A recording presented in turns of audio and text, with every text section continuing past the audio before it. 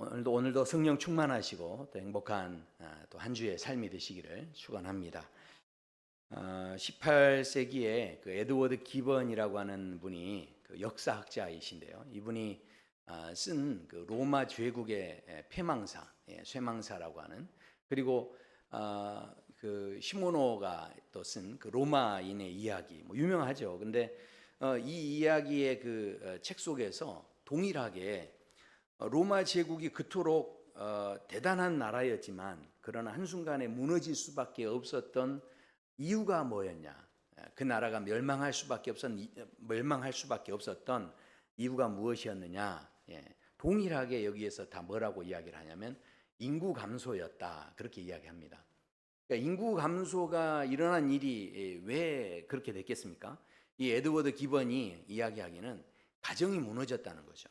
그러니까 이게 가정 안에서도 더 이상 아이를 낳기를 싫어하고 자기 어떤 만족과 개인의 그냥 그 자기 하고 싶은 자기 중심의 어떤 모습들이 있었기 때문에 또 가정들이 문란해져서 이게 가정이 깨졌다는 거예요. 그런 가정들이 많이 있었다 하는 거죠. 그래서 우리가 이 한 가정이 바로 세워지는 게 얼마나 중요한가 하는 것들을 역사적인 어떤 교훈으로 이제 생각할 수 있는 그런 이분들의 이야기입니다. 성경에 보면 실은 아담과 하와가 등장하면서부터 그 우리 가정 이야기들이 쭉 시작이 되죠. 아브라함이 있었는데 실은 아브라함이 아내를 제대로 지켜주지 못하고 그 아내를 누이라고 거짓말해서 속였지만, 그러나 그렇게 거짓말했던 남편, 못 믿어온 남편, 그렇게 섭섭한 남편, 그렇지만 사라는 또 그런 남편이지만 얼마나 그렇게 아브라함을 순종하고 뒤따르고 그렇게 합니까? 그 뒤로 이삭과 리브가라고 하는 부부가 있었고, 그 뒤에 또 이 야곱과 레아와 라헬이라고 하는 이 부부들이 이렇게 또 어떻게 살아갔는지 그 모습들이 소개가 됩니다. 그런데 모세 때가 지나면서부터 이 모세가 하나님께 율법을 받는데 그 율법 속에는 아내는 어떻게 해야 되는지 아내에 대한 규례와 남편은 어떻게 해야 되는지 남편에 대한 여러 가지 규례들, 그리고 부부 생활을 할 때는 그 부부 생활에서 어떻게 해야 되는지 아주 구체적으로 그 여러 가지 그 내용들이 쭉 소개가 됩니다. 자, 그런데 그 상황 속에서 실제로 아주 우리가 본받을 만한 그런 가정의 이야기들도 좀 소개가 되죠. 엘가나라고 하는 남편은 얼마나 자상한 남편이었는지 몰라요. 그래서 한나를 그렇게 사랑하는데 이 한나라는 여인도 기도하는 아내였죠. 그래서 사무엘이라는 그런 귀한 아들을 얻게 되는데요.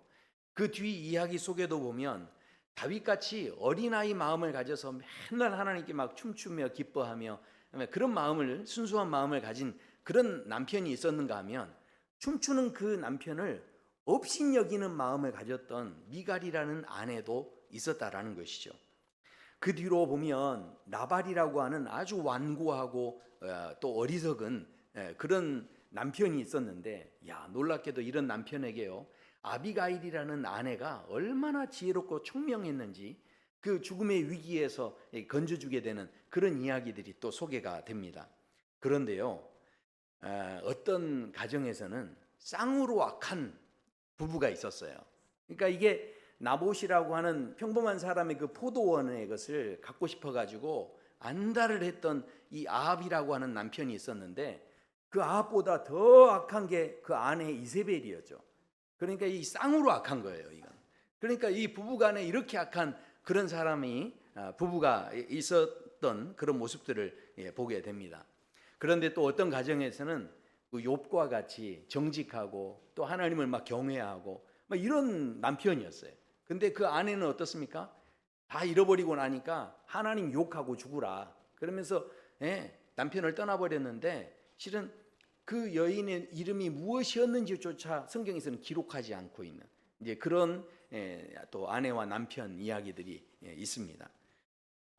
예수님께서도 신약 시대에 와서 이 부부 관계에 대한 이야기들을 하실 때 사람이 그 부모를 떠나서 아내와 합하여 둘이 한 몸이 될지니라 이렇게 말씀하시면서 하나님께서 짝지어 주신 것을 사람이 나누지 못한다 이런 말씀을 하십니다. 이게 부부 관계를 어떻게 해야 될지를 말씀하는데, 초대교회가 시작된 다음에 실은 이 초대교회가 얼마나 은혜로웠습니까? 그런데 헌금 드리는 문제 때문에 아나니아와 삽비라라고 하는 이 부부들이 다정도 하죠. 예. 동시에 같이 즉사를 하게 되는. 예. 그러니까 이런 부부도 또 있었다는 거예요. 근데 반면에 사도 바울이 복음을 전할 때 그 사도 바울의 옆에서 동역자로서 사도 바울이 그렇게 마음에 의지하고 위로를 줄 수 있었던 이 브리스길라와 아굴라 같은 그런 부부도 실은 존재했다라는 겁니다. 사도 바울이 또 베드로 사도가 서신서들을 통해서 그래서 이 부부 관계를 어떻게 해야 될지 쭉 말씀하는데, 음행을 피하기 위해서는 각자 남편을 두고 아내를 두고 그렇게 하라는 거죠. 그리고 자기 몸을 자기가 주장해서는 안 되고 서로 그렇게 배려해야 된다. 그리고 어떻습니까? 기도할 그 틈을 얻기 위해서 말고는 절대로 분방하면 안 된다. 뭐 이런 이제 말씀들을 교훈으로 우리에게 계속해서 말씀하셨습니다. 자, 그런데 그 말씀들이 쭉 이렇게 이야기가 되는데 지금 이걸 좀 잘 생각하셔야 돼요. 제가 지금 부부 이야기를 하니까 청년들은 나하고 별로 상관없는 이야기 이렇게 생각할 수 있는데 전혀 그런 게 아닙니다. 왜냐하면 제가 왜 지금 많은 부부들의 이야기를 이야기했겠습니까? 우리 삶 속에 이 사회가 건강하게 나라가 서려면 가장 기초가 되는 게, 뿌리가 되는 게 가정이죠. 그러니까 단 한 사람과 또 다른 사람과 이 관계가, 사람과의 관계가 이 사회를 유지하는 기초가 되고 있다는 거죠. 그렇다면 부부를 단순히 아내와 남편으로만 볼 게 아니라 우리가 이 관계를 어떻게 이루어 가야 할지 이제 봐야 되는데, 그런데 이 부부간의 이야기를 할 때, 아내와 남편 이야기할 때 이게 아내 이야기를 먼저 꼭 하는데요. 그런데 참 희한한 것은 아내 이야기를 하면서 꼭 순종 이야기를 먼저 한다는 거예요. 그러니까 이제 서신서를 보면 에베소서에 사도 바울이 그런 이야기를 하죠. 아내들이여 자기 남편에게 복종하기를 주께 하듯 하라. 그 봐요. 아멘을 아무도 안 하시잖아요. 네. 자, 골로새서 3장에 보면 아내들아 남편에게 복종하라. 이는 주 안에서 마땅하니라. 네, 남자들만 아멘 하잖아요. 남자들만. 네. 자, 우리가 보세요. 오늘 읽었던 말씀도 어떻게 시작이 되냐면 이렇게 시작이 됩니다. 아내들아 이와 같이 자기 남편에게 순종하라. 네, 우리 이렇게 남성분들은 아멘 하는데 여성들은 이게 지금 아멘이 안 나오는 거예요. 자, 한번 생각해 보십시오. 솔직히 아내 된 분들이 내가 꿈꾸는 행복한 삶과 지금 여기에서 말씀하는 이 삶과 지금 이게 거리가 가깝습니까? 거리가 멉니까? 이게 지금 전혀 거리가 먼 이야기죠. 네, 그렇죠? 너무 나하고 상관없는 이야기, 절대로 이것은 아멘으로 받아들일 수 없는 그런 이야기를 지금 하신다라는 것이죠.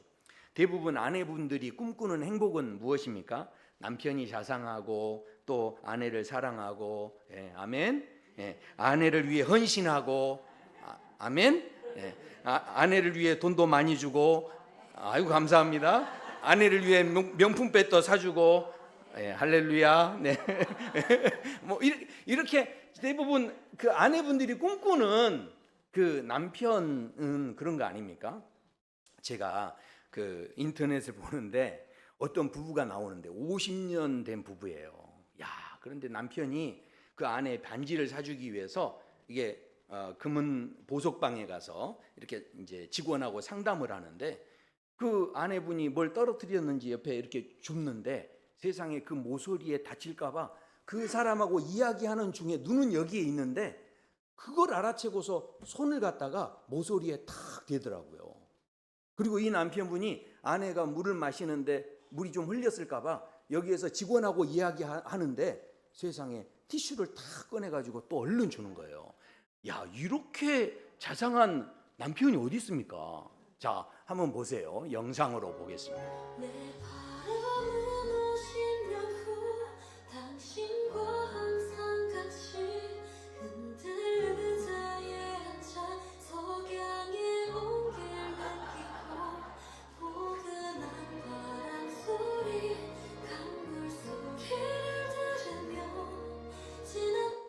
자, 보세요. 꿈에 바라는 남편상 아닙니까? 네, 정말 어떻게 저렇게 자상하게 친절하게 이렇게 하는 그런 모습을 보는데, 그런데 오늘 우리에게 주시는 말씀은 남편에 대해서 어떻게 하라는 거예요? 순종하라는 거예요. 아니, 우리가 지금 생각하기에 지금 이 현 시대하고는 전혀 맞지 않는 그런 말씀을 하는데, 더 심한 거는요, 오늘 말씀에 그렇게만 끝나지 않고 심지어 베드로 사도가 그 뒤에 뭐라고까지 하냐면 이렇게 말씀합니다. 6절에 보시면요, 사라가 아브라함을 주라 칭하여 순종한 것 같이 너희는 선을 행하고. 그러니까 순종을 하더라도요, 심지어 어떻게까지요? 남편을 주인처럼 모시라는 거예요. 주인처럼. 할렐루야. 네, 보세요. 이게 남자분들만 지금 오늘 계속 아멘 하게 되는, 어느 때보다도 크게 은혜를 받고 있는 우리 남성분들. 여성들 입장에서는 완전히 시대가 뒤떨어진, 그야말로 지금 어떻게 이런 순종에 대해서 이야기하는데, 어떻게 나는 그래도 할렐루야 아멘입니다 이렇게 하시는 분 계십니까? 예상한 대로 아무도 안 계시죠. 현대의 여성들이 이런 상황을 보면 도저히 이해할 수 없고, 어떻게 이렇게 불공평하게 늘 아내한테만 순종하라고 하느냐 이렇게 이야기할 수 있는데, 하지만 그런 가운데서도 과거에 우리 믿음의 그 선배들, 그리고 초대교회의 많은 그 성도들은요, 실제로 순종하는 삶을 살았다는 겁니다. 그러면 도대체 이 사람들은 어떤 마음이 있었기에 순종하고 인내하고 그럴 수 있었느냐? 그 뒤에 이어지는 말씀 때문이었다는 거죠. 순종하는 이유가 뭐였냐는 거예요. 1절을 다시 한번 보시면 이렇게 말씀합니다. 순종하라 한 다음에 그 뒤에 이어지는 말씀에 보면, 혹 말씀을 순종하지 않는 자라도, 이건 무슨 이야기냐면 믿지 않는 남편을 이야기하는 거죠. 그러니까 믿지 않는 남편이 말로 말미암지 않고 그 아내의 행실을 보고서, 와, 당신 이렇게 하는 거 보니까 야, 정말 하나님이 살아계신 거 맞네 하면서 이 사람이 주님을 만나게 되고 주님을 영접하게 될 수 있고, 이 사람이 남편이 구원받을 수 있기 때문에 너희가 행동할 때 그냥 행동하지 말고 그것이 순종함이 되어져서 덕이 되어지고, 또 영혼 구원을 위해서는 이 순종이 필요하다, 이런 말씀이었다는 거죠. 그래서 사람들이 어떻게 합니까? 거기에 순종하기를, 힘들었지만 기꺼이 순종하기를 원하는 마음들을 가졌다라는 것이죠. 하지만 이 시대를 살아갈 때 우리의 삶의 현장을 보면, 이렇게 하면 정말로 이 남편이, 믿지 않는 남편이 정말 복음을 받아들이고 남편이 막 감동도 받고 이럴 것 같은데, 세상에 지금 이 시대를 살면요, 그건 정말 현실감이 떨어지는 이야기라는 거예요. 왜냐하면 실제로 저 어렸을 때도 목사님들이 그래서 이 말씀 가지고, 그래서 이 영혼 구원하기 위해서 아내가 순종해야 된다고 그랬는데, 실제로 많은 여성들이 순종하면 무슨 일이 벌어집니까? 남편이 감동받나요?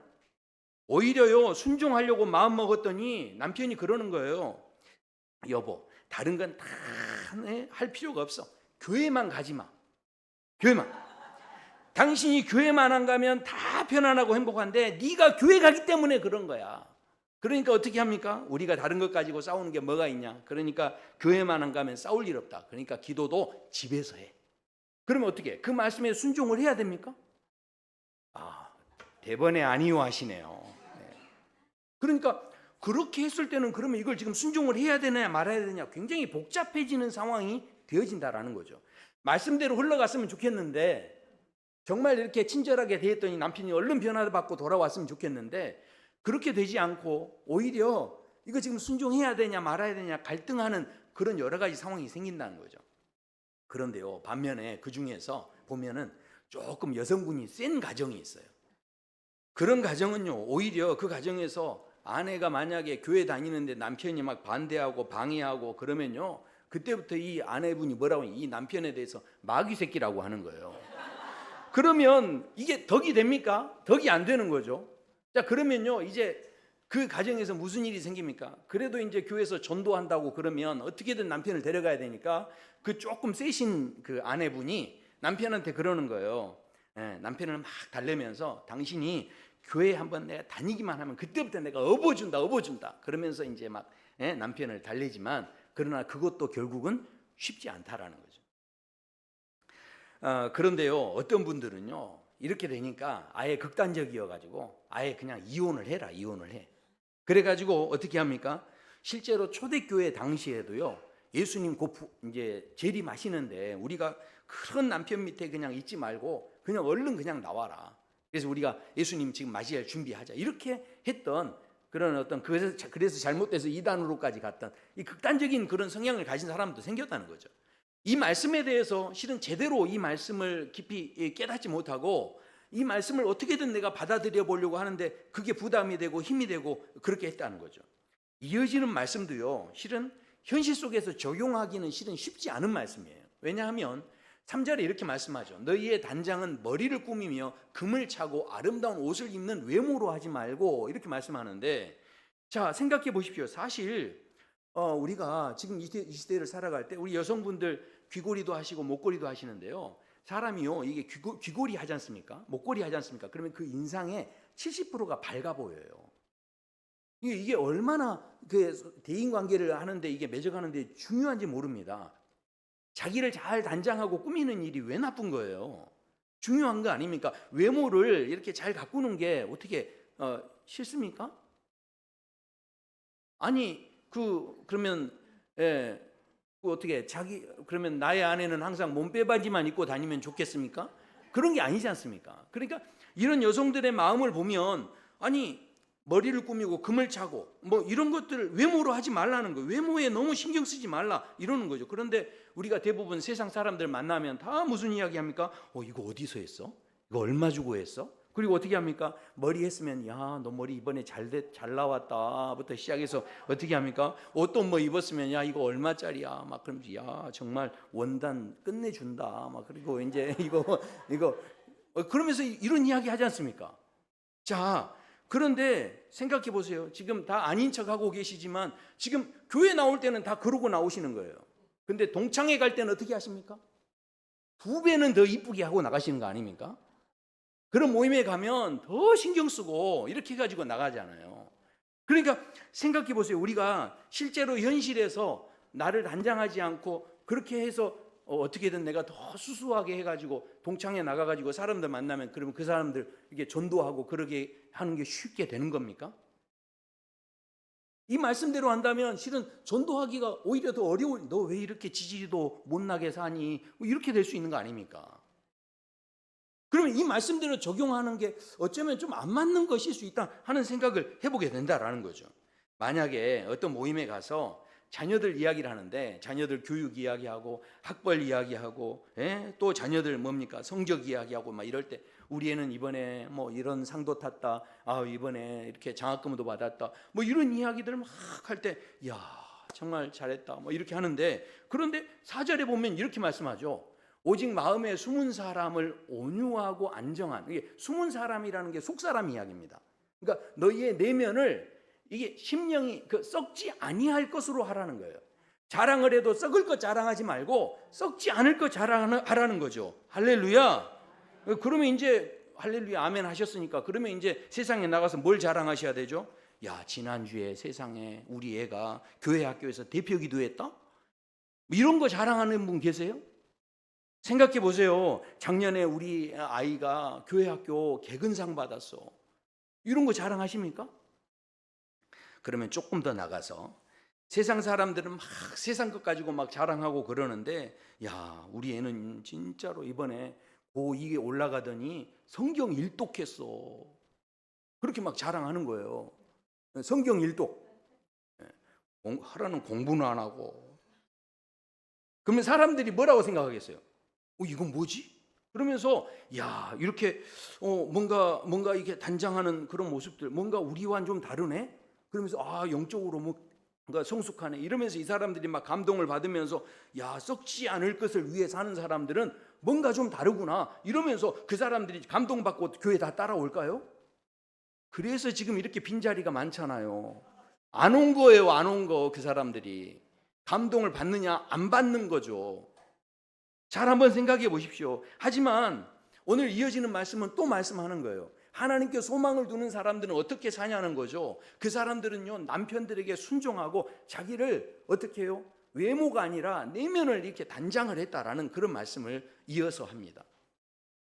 자, 이 말씀을 보면 정말 받아들이기 힘든 말씀이지만 그럼에도 불구하고 우리가 이것을 받아야 하는 것은 이것이 결국은 우리가 주님을 위하는 것이기 때문에 그래야 한다는 것을 실은 말씀을 합니다.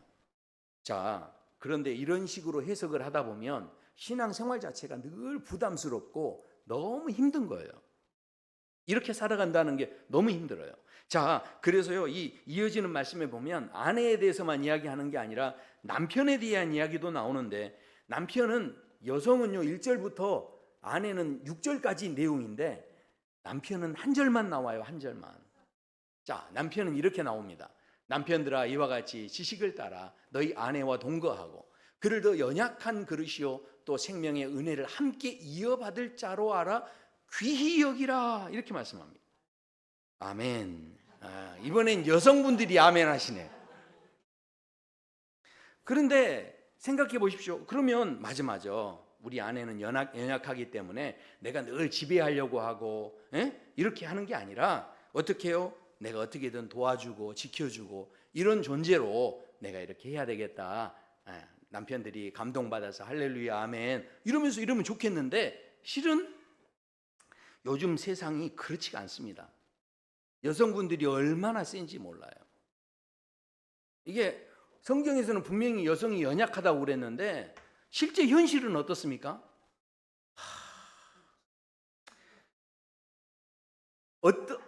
어떤 남편이 집에서 늘 이렇게 눌려 살다가 내가 어떻게든 집에서 한번 큰 소리 한번 쳐보고 싶은데 큰 소리를 못 치는 거예요. 왜냐하면 아내한테 눌려가지고. 그러다가 그렇게 살다가 그래도 내가 큰 소리는 한번 치고 좀 살아야 되겠다. 그래서 내가 큰 소리 치면 아내가 좀 찍소리 못하게 그렇게 해봐야 되겠다, 이렇게 했는데 그게 마음의 소원이었어요. 근데 한 번도 큰 소리를 못 쳤는데, 왜냐하면 아내한테 쫄아가지고. 그런데 세상에 이 사람이 큰 소리를 쳤는데 정말로 아내가 찍소리를 안 하는 그런 일을 경험을 한 거예요. 그래서 아니 도대체 어떻게 했냐 그랬더니 이 사람이 그랬다는 거예요. 아침밥을 다 차려주니까 그 아침밥을 먹자마자 그 떨리는 가슴을 부여잡고 그 아내에게 큰 소리를 쳤더니 여보 비켜! 설거지는 내가 할게. 그러니까 여자 아내가요 싹 웃으면서 싹 피해주더라는 거예요. 여보 빨랫감 다 내놔. 그러니까 아내가 찍소리 못했다는 거예요.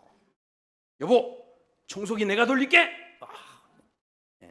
아내분이 어떻게 뭐라고 했을까요? 자, 그러니까 어쩌면 이 말씀대로 우리가 이 현실에서 정말 적용하며 이렇게 산다는 것 자체가 실은 쉽지 않다는 거예요. 자, 그런데 우리가 놓쳐서는 안 되는 아주 중요한 게 있습니다. 왜 그러면 이런 말씀을 이렇게 주시는지, 그 마지막 말씀에 이 말씀을 주시는 목적이 무엇인지. 그래서 오늘도 말씀해 보면 마지막에 이렇게 되어 있죠. 이는 너희 기도가 막히지 아니하게 하려 함이라. 자, 오늘 우리가 본문에서 실제로 놓쳐서는 안 되는 아주 중요한 단어가 있어요. 그게 뭐냐면 본문에 그 특이한 점이 하나 있는데, 아내와 남편에 대한 이야기로만 우리가 지금 생각하시는데, 자, 말씀의 시작을 보면 이렇게 되어 있어요. 아내들아 이와 같이라고 시작됩니다. 그리고 7절에도 보면 남편들아 이와 같이라고 이렇게 말씀을 하죠. 자, 그러니까 이와 같이면 어떻게 하는 게 이와 같이예요? 결국은 베드로전서 3장 이 소개되기 전 베드로전서 2장에 무슨 사건이 있다는 이야기죠. 그러니까 그 베드로전서 2장의 어떤 그 사례처럼 그와 같이라고 하는 것이 지금 이 의미 속에 들어가 있는 거죠. 제가 그렇다면 베드로전서 2장에는 도대체 무슨 이야기가 있냐는 거예요. 거기엔 이렇게 되어 있습니다. 사환들아 범사에 두려워함으로 주인들에게 순종하되 선하고 관용하는 자들에게만이 아니라 까다로운 상관이 있다는 거예요. 직장에서 나를 힘들게 하는 그런 사람이 있다는 거죠. 근데 그런데 심지어는 그 사람에게 부당하게 고난을 당한 거예요. 그런 사람이 있을지라도 하나님을 생각함으로 그 슬픔을 참으면 이거는 아름답다는 거죠. 그 말씀이 있은 뒤에 바로 아내들아 뭐라고 하냐면 이와 같이 이렇게 말씀이 되고 있다는 거죠. 자, 그러니까 지금 이게 무슨 이야기입니까? 이와 같이라고 하는 것은, 그렇다면 문제는 뭡니까? 아내와 남편에게만 실은 이런 이야기를 하고 있는 게 아니란 이야기죠. 지금 인생을 살아가는 우리의 모든 삶의 관계 속에서 이와 같이라고 하는 게요, 굳이 남편, 부부 생활에만 적용되는 게 아니라 우리의 모든 관계 속에서 실은 이거 우리가 고민해 봐야 할 문제라는 거죠. 종과 그 일꾼과 그 주인과의 관계 속에서도 이 아름다운 모습이 있어야 하는 것을 말씀한 뒤에 부부관계를 이야기했기 때문에 그 모든 관계 속에는 이 아름다운 어떤 도전이 있어야 한다는 거죠. 자, 근데 이 아름다운 도전은 어떻다는 겁니까? 결국은요, 지금 왜 남편과 부부관계 속에서 지금 이런 이야기를 하는가 하면, 사실은 그나마 다른 관계에서는요, 이게 체면이라는 게 있잖아요. 그러니까 만약에 저 사람하고 나하고 좀 어려운 일이 있으면 얼굴 붉히면서 그 사람한테 이렇게 대들지 않습니다. 그리고 어떻게 합니까? 하나님께 기도하는 거죠. 그리고 또 마음속에 예수님이라면 어떻게 하실까? 아유, 저런 사람 내가 어떻게 좀 다시는 보고 싶지 않다. 그러면서 그냥 외면해버리고 이러면 끝나는 거예요. 그런데 부부관계는요, 체면 생각하는 관계가 아니에요. 부부관계는요, 안 좋아지면 그냥 막 돌아서 버리고 이럴 관계가 아닌 거죠. 이게 지금 왜 이 부부관계 속에서 이것을 우리에게 도전하고 계시냐면, 단순히 아내와 남편에게만 주시는 이야기가 아니라 우리의 삶의 자리 속에서 하나님을 개입시키지 않고 곧바로 대응하는 관계가 어떤 관계냐면 바로 부부관계라는 거죠. 많은 관계들은 한 다리 건너뛰는 거죠. 무슨 일이 생기면 한 번 더 생각을 해보는 거예요. 무슨 어려움이 생기면 그 사람과 어떻게든 이 문제를 어떻게든 풀어봐야 되는데 이 생각을 하는 거죠. 그러나 부부관계는 어떻습니까? 하고 싶은 대로 나가는 거예요, 말이. 이게 걸러지는 게 없는 거죠. 하나님이 개입하실 틈이 없어요. 그게 바로 가장 그렇게 친밀한 관계가 바로 부부관계인데, 그런데 거기에서 뭐라고 하냐면 이와 같이라는 언급이 있다는 거예요. 그러니까 그 속에서 누구를 생각하라는 거죠? 하나님을 생각하는 관계여야 한다는 이야기예요.